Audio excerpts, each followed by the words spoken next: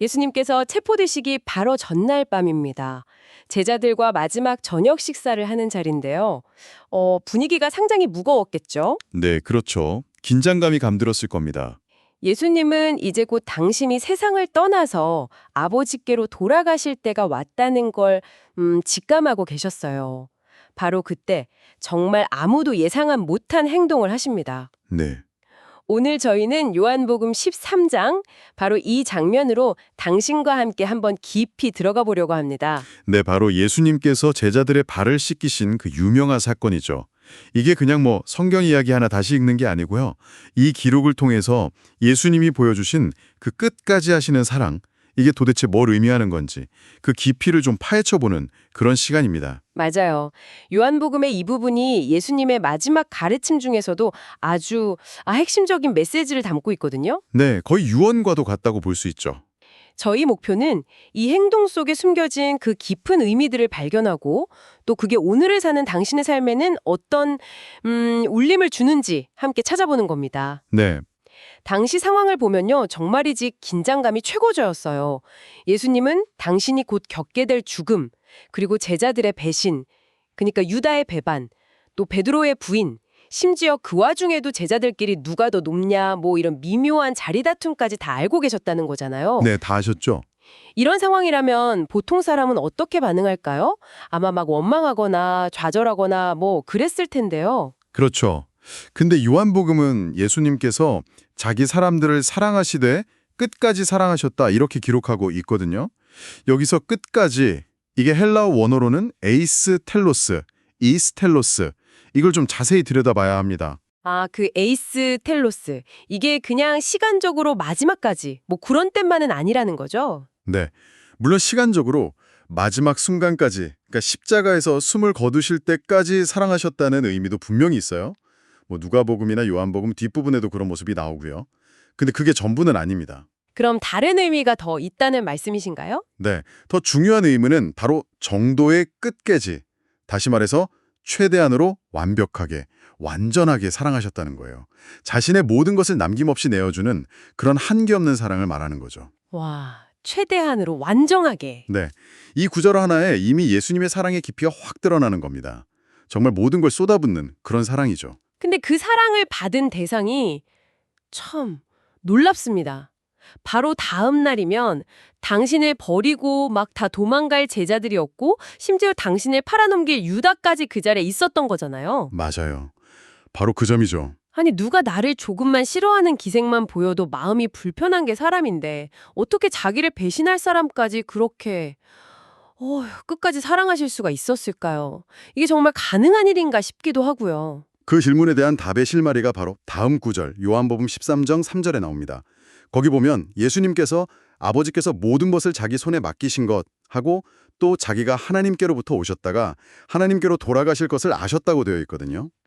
그러니까 당신의 어떤 절대적인 권위, 그리고 신적인 정체성, 그리고 이 모든 일이 그냥 어쩌다 벌어지는 게 아니라 하나님의 계획 안에서 이루어지는 사명이라는 걸, 그걸 분명히 알고 계셨다. 정확합니다. 이게 그냥 어쩔 수 없이 당하는 고난이나 배신이 아니라 당신의 그 신적인 권위와 사명 안에서 능동적으로 이루어 가시는 과정임을 아셨던 거예요. 그랬기에 인간적인 그런 반응을 넘어서는 초월적인 사랑과 섬김이 가능했던 거죠. 이야, 그렇군요. 그걸 아셨기 때문에. 네, 그 알미 있었기에 그 긴장된 식사 자리에서 일어나셔서 겉옷을 벗고 허리에 수건을 두르고 또 대야에 물을 담아서 제자들 앞에 무릎을 꿇으실 수 있었던 겁니다. 하나님의 아들이 사람으로 오신 것만 해도 엄청난 낮아짐인데 제자들 앞에서 그것도 가장 낮은 종의 모습으로 섬기신 거네요. 와, 정말 충격적인 겸손인데요. 그렇죠. 상상하기 어려운 모습이죠. 마치 머더 테레사가 그 빈민가의 아픈 사람들 발을 닦아주면서 예수님을 섬긴다고 했던 것처럼요. 네네. 그리고 이 발 씻김은 그냥 단순히 섬긴다 이런 행위 이상의 아주 깊은 상징이 담겨 있어요. 제자들의 그 더러운 발을 씻기신 그 물은요, 곧 십자가에서 흘리실 당신의 피로 온 인류의 죄를 깨끗하게 하실 것을 미리 보여주는 겁니다. 예표하는 거죠. 그 십자가의 대속을 상징하는 거군요. 네, 발을 씻기신 그 손이 바로 다음날 십자가에 못 박히게 될 손이니까요. 듣고 보니 더 가슴이 먹먹해지네요. 특히 저는 그 유다의 발을 씻기셨다는 점이 계속 마음에 남아요. 성경은 바로 그 전에 마귀가 벌써 시몬의 아들 가룟 유다의 마음에 예수를 팔려는 생각을 넣었더라. 이렇게 분명히 밝히고 있잖아요. 네, 바로 그 부분입니다. 이 사건의 어떻게 보면 또 다른 핵심이죠. 유다에게는 아마 물질이나 세상적인 야망 같은 것에 약점이 있었던 것 같아요. 악한 세력은 바로 그 틈을 파고든 거고요. 이게 우리가 어떤 가치를 중요하게 여기면서 사느냐, 이게 영적으로 얼마나 결정적인지를 보여주는 대목이기도 합니다. 그런데 더 놀라운 건 예수님은 유다 마음속의 그 배신 계획을 이미 다 아시면서도 그의 발을 씻겨주셨다는 사실이에요. 용서를 구하기 전에 이미 사랑으로 다가가신 거네요. 그렇죠. 이게 바로 예수님의 사랑의 본질입니다. 조건이 없어요. 계산하지 않고요. 변하지도 않죠. 제자들이 곧 배신하고 도망갈 거라는 걸 아시면서도 그들의 연약함, 부족함, 실패 가능성까지 전부 다 아시면서도 끝까지 품어주시는 사랑. 도망갈 바로 그 발을 당신 손으로 직접 씻기신 겁니다. 아, 정말. 네, 오늘 우리는 요한복음 13장을 통해서 예수님의 그 에이스텔로스, 즉 끝까지 하시는 사랑의 한 단면을 함께 봤습니다.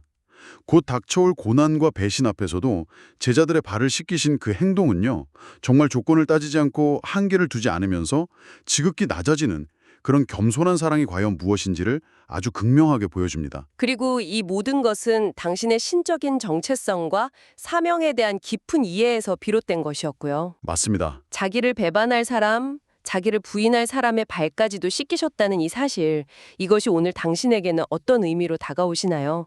어쩌면 지금 당신의 삶에서 용서하기 힘든 누군가가 있을 수도 있고, 혹은 관계의 어려움 속에 있을 수도 있는데요. 그럴 때 이 끝까지 하시는 사랑의 의미를 어떻게 내 삶에 적용해 볼 수 있을지 잠시 한번 곱씹어보는 시간을 가져보시면 어떨까 싶습니다.